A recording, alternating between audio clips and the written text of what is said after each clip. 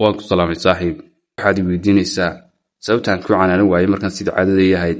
waxaan ku leeyahay sababtaan ku canaanin waayey markii hore waxay ahayd inaan doonayay inaan sii joogo se imaka way iga soo dhammaatay oo inaan iska tago ayaan rabaa.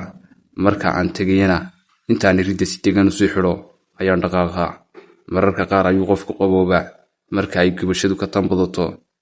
canaanashadu saaxiib dhaawaca ayay nadiifisaa, mana habboona inaad tosho dhaawacaaga adigoo aan nadiifin. se markan sidii aynu baranay xaalku waa ka gedisan yahay oo dhaawacyad qaar aan la dhagi karin ayaa jira oo mararka qaar ayay dhakhaatiirtu gooyaanba xubinta uu dhaawacaasi soo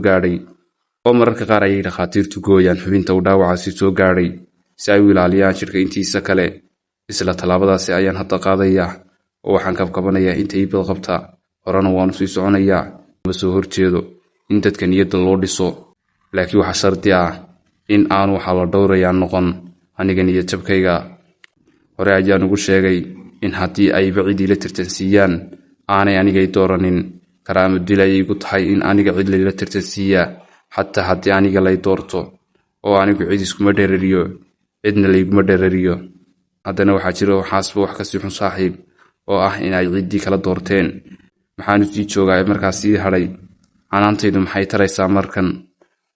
qofka jabaa wax ma canaanto, aniguna waan jabay saaxiib. waxaan leeyahay 360 lafood iyo hal qalbi. lafahaygaasoo dhan way nabad galeen, laakiin qalbigaygii ayay jabiyeen. balmay lafahaygaa bugaagaxaan oo ay qalbiga ii daayaan aan sii jeclaado. nabaadiina saaxiib.